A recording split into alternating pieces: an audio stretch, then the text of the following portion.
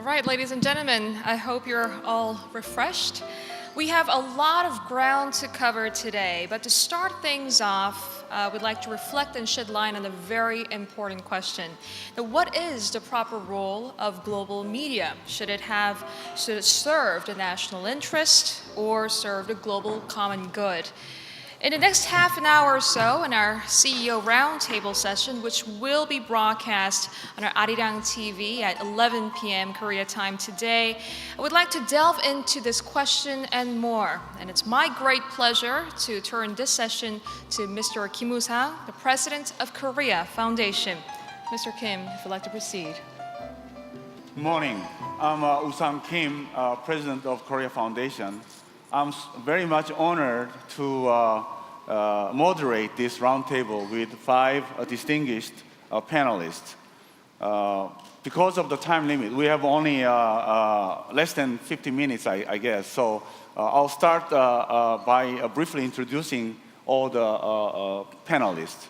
First, from to the left, Mr. Tehsin. He's a Director General of Electronic Media and Publications at the Ministry of Information and Broadcasting in Pakistan. Thank you. Next, Mr. Alexey NIKOLOV. He's the Managing Director of the Russia Today, an Emmy-nominated global news channel in Russia. Thank you for coming. Mr. Bruce SHERMAN. He's the Director of the United States Broadcasting Board of Governors, heading the Global Strategy and Development Division. And Ms. Jie-Ae, she's the President of the Arirang TV in Korea. And Mr. Tetsushi WAKITA, he is the head of NHK World in Japan.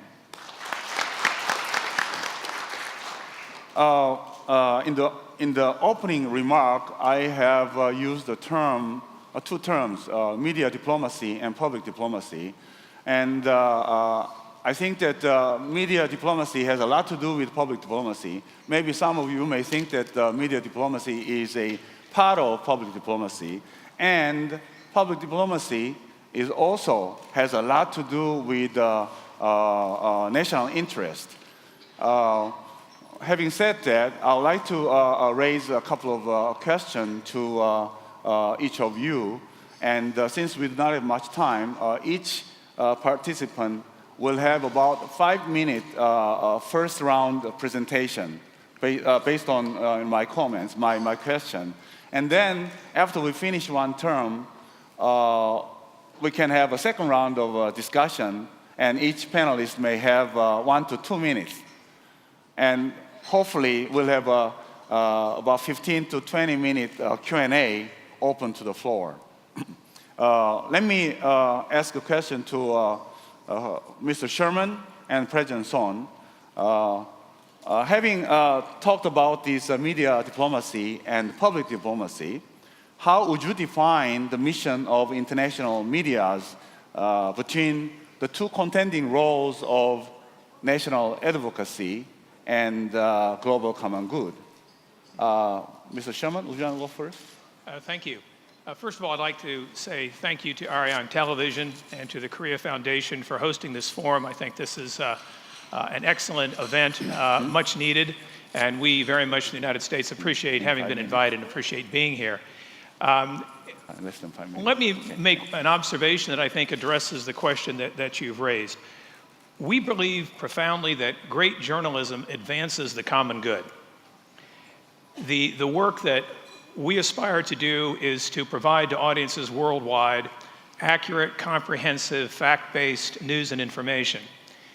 Whether we are doing that in the context of this region, where, as President Lee identified, nuclear security is an issue, whether we're doing it in the context of Mali today, where extremism is an issue, whether we're doing it in the context of global famine, poverty.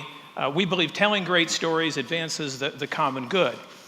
And so to the extent that media diplomacy is about doing good journalism enlightening audiences that otherwise would not have access to information, and thereby dispelling misunderstanding, easing misunderstanding and mistrust, I think is a critical part of what we do. At the same time, as we look at discrete subject areas that we believe are important to the global common good, issues of security, issues of climate concerns, global warming, global poverty, the conflicts that exist worldwide with respect to intertribal, interreligious issues, we also see a role, a very strong role for media, and we see an opportunity to collaborate across our media organizations. And so in the sense that media diplomacy originates in great journalism and is yet also part of public diplomacy in addressing public issues that are of concern to the world, we believe that there's a role there to play. What I would stress is that journalists, and many of you in this room are journalists, are studying to be journalists. Journalists are, in the first instance, interested in the facts. They're interested in telling a story, not necessarily being concerned about where the story is going. So to the extent that there is purpose behind what we do, often there is a conflict, an understandable tension between doing great journalism and serving broader public good. That's something we can talk a little bit more about, but I'll leave the remarks at that for now. Okay, thank you. And President SOHN? I would also like to echo Bruce's sentiment that serving the public good does not mean not adhering to good journalism. It actually, through what we do, through the as we are all media professionals, most of us are media professionals here, through the production or the creation of excellent media is in many ways the way that we achieve the kind of professionalism and global good, I think, that we are all achieving. The difference, I think, that we are seeing these days is that increasingly, as in the realm of the international media, there is an increasing demand and need for more voices that have firm backgrounds.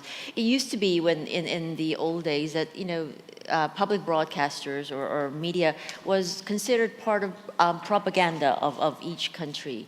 I think we have reached a level where it is not propaganda anymore. It is a fair and balanced, but a very transparent portrayal of what is coming, what each country is doing, what the views are.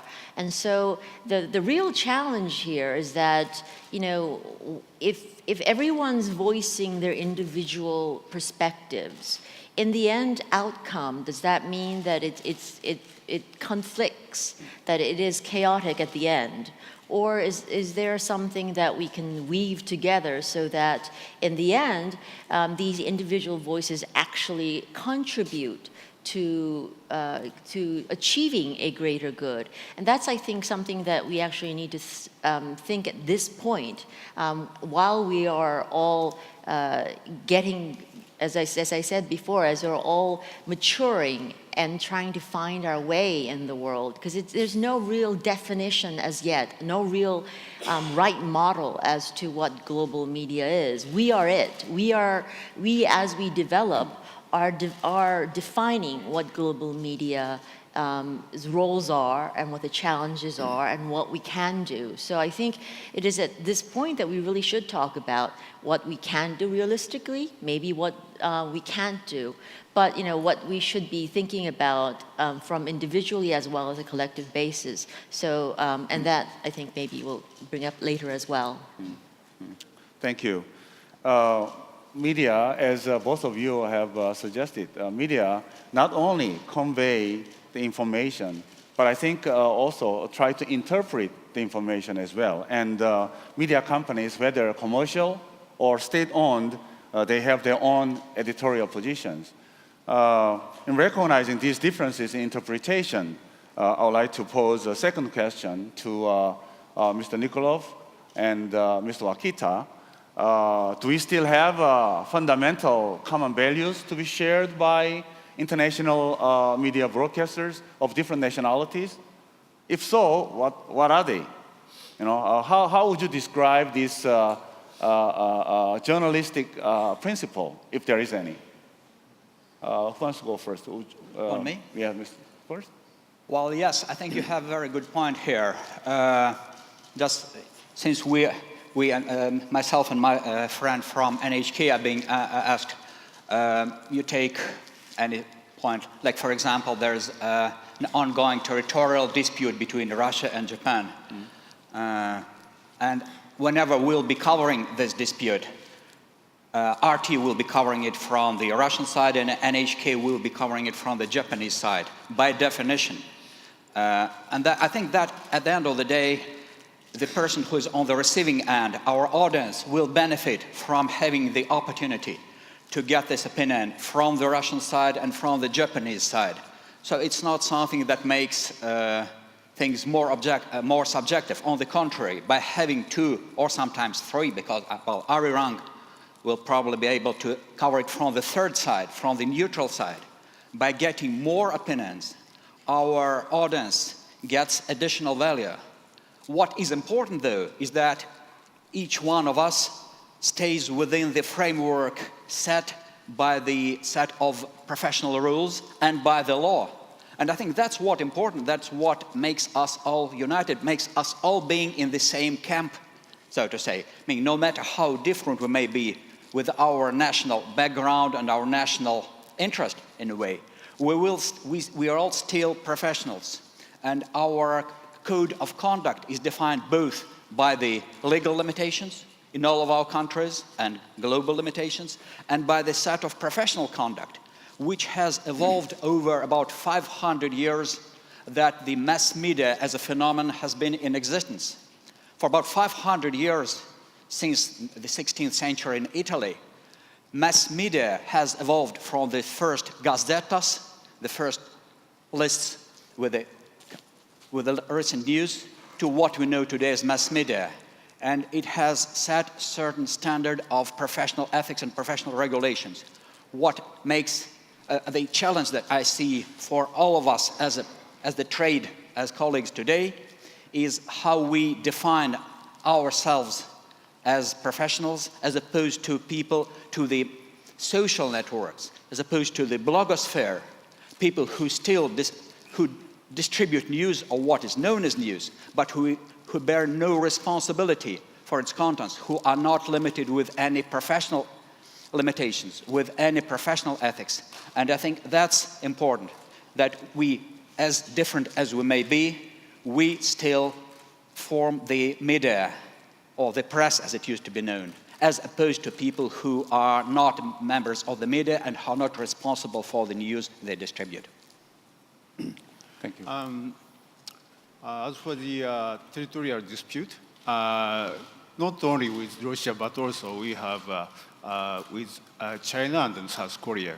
But I'd like to say that we are not from government, but from the media.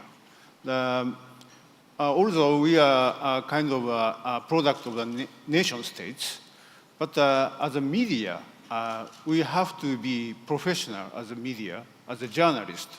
And one more thing I'd like to emphasize is the role of media, global media.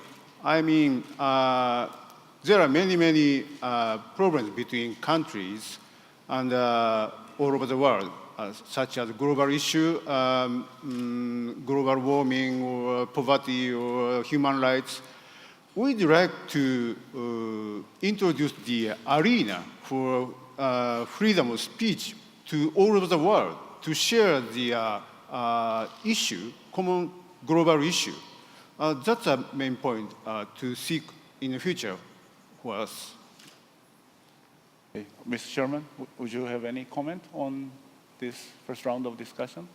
Well, again, I subscribe to the view that there is such a thing as accurate, fact-based reporting, and that in what we do, it matters hugely to audiences that we report information to them in a way that is credible. In the conversations we have about our ability to collaborate and about the kind of work we do, we should never lose sight of audiences around the world that are consuming our content, our products every single day. They know the difference between journalism that cuts corners, that has an agenda, and journalism that seeks to portray the reality on the ground as they themselves are experiencing it. And we know from our global research worldwide that when we report the facts as accurately as we can, we have strong allegiance, audience loyalty, regardless how the audiences may perceive the United States. And I'll be very specific about this. In areas of the world where anti-Americanism is extraordinarily high, say in the border region between Pakistan and Afghanistan, we still are able to reach sizable audiences with our content in Pashto, the Pashto language, because of our emphasis on reporting the facts. And the other piece is our opening up to local audiences to participate in our programs through call-in programs and other types of shows. So it really is important to adhere to the standard of journalism as I'm describing it, and also to recognize and respect what audiences want and need. Mm-hmm. Sounds a bit like great power America's position in the rest of the world may not be well received. I think there is a divide in between great powers and small powers in the global affairs. Do you think that middle power like Korea can have a room to play an important role in bridging the divide? Would you want to say, Mr. Ralph Tehsin? Yes. First of all, I am expressing my thanks and gratitude to Korea Foundation and Arirang for arranging this gathering and giving us a chance to express ourselves. The point raised by you is the role, can Korea play this role? Or any middle power or who middle can power, play yes. the role of bridging Yes. the divide. Yeah. Yeah. I would say that there are regional associations like ASEAN, like SAARC in South Asia, and Middle East have got their own association, and European and all that. On the same pattern, the journalists of SAARC countries, there are 7 countries, they have developed this organization which is called SHERMAN. And that is playing a very vital role in bringing the people of those 7 countries very close by. And they are rather forcing or rather leading the way, and they are forcing their politicians to follow them. So I would say that if same pattern is being adopted in other regions also, and by strengthening and fortifying the regional groups, and then coming up at the universal level, it will pave the way for a permanent solution, or permanent security in the world. So this is my point. I think, you want to make a comment, Ms. Sherman? Anybody? Ms. WAKITA? On this issue? No? Okay. Mr. NIKOLOV? You want me to comment on that? Well, yes, I can only subscribe to what's being said, and just to add perhaps that as naive as it may sound, at some point down the line, we may have to get united to try to change not only the public perception of what's journalism, what's responsible news, and what's irresponsible news, but even, I know it may be wishful thinking, but at the end of the day, in an ideal world, I would like to see the clear definition. Whenever I access the website, I want to know whether I'm accessing the news site or just somebody's private site.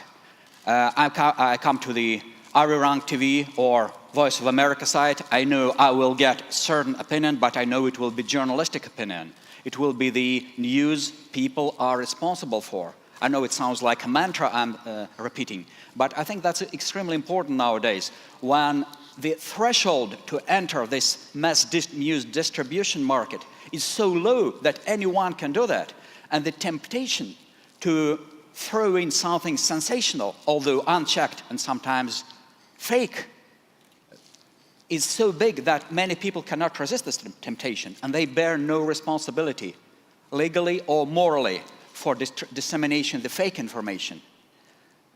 So that's basically my opinion. That again, you can call it a mantra. I keep repeating, but I believe the principal difference is not between the Russian point of view or American or Korean or Japanese or Pakistani point of view. The key difference is between the responsible journalism, responsible news, and irresponsible news. And I'm afraid all the blogosphere, all the social network that everyone is so enthusiastic about is irresponsible news. Should I add something in that? Responsible and careful journalism. But we should be knowing our path, which way to go, and what is the destination to reach. So that should be clear. Otherwise, we are not going anywhere. So that is the target. And another thing, today, Arirang is coming up with bridging the divide. And another topic for the next year, which the media can do, is global interconnectedness. Global interconnectedness.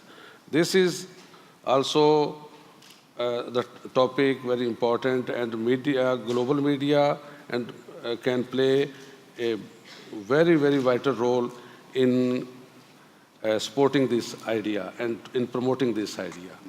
So I am giving you an idea about next year. Well, if you could explain a little bit more about SAFMA in Southeast Asia, and then maybe we can connect this to our first meeting of this kind. SAFMA is South Asian Free Media Association. This body comprises about 50 journalists from each country. They become about 350 in number. And they are the leading journalists from electronic media and print media. And they're the leading one in the region. So what they are doing is they are meeting on quarterly basis, 6-monthly basis, and annual basis. And when they meet, they have a clear agenda. They talk about responsible journalism, positive journalism, journalism to be used as a tool to create understanding among all these countries. And they thresh out also the regional conflicts, and they tell their leadership that this is the way to solve the regional disputes. So in last 2, 3, 4, 5 years, it has played a very vital role, and it has brought, they call it public-to-public contact, and they claim that by their writings, by their programs, by their anchorship, they are trying to bring the people of all the 7 countries, as Honorable Foreign Minister pointed out, that India-Pakistan had a very long dispute, and we had already had 3 wars. So, and now we are not having any more, because this has become a real force in bridging the divide, which we were talking, which is the topic of the day, And likewise, we can do, ASEAN can do the same thing in this region, and same is the association in Middle Eastern countries. They can do the same thing, just to eliminate their differences. They can come up with this proposal. And media, because they are the tool, they are the weapon, they have got all different ideas to solve and resolve the regional issues. President Son Jie-Ae, you have any comments on this setting up of type of epistemic community for betterment of the global society? You know, we could utilize this, our first global media forum, as a sort of opportunity to set up that kind. That actually is one of the sort of reasons, because a lot of my colleagues, you know, when we first met, is like, why have you you know, gotten us together? Because usually this type of grouping is not a common grouping. It's either by region, or you know, by usually by region, ABU, the EBUs, and actually, or by you know, the topics, culture or sports or politics or international security and economy and the like. But this is in a way by role, I believe, and mission. I mean, I sort of consider it a mission in a way, because many of us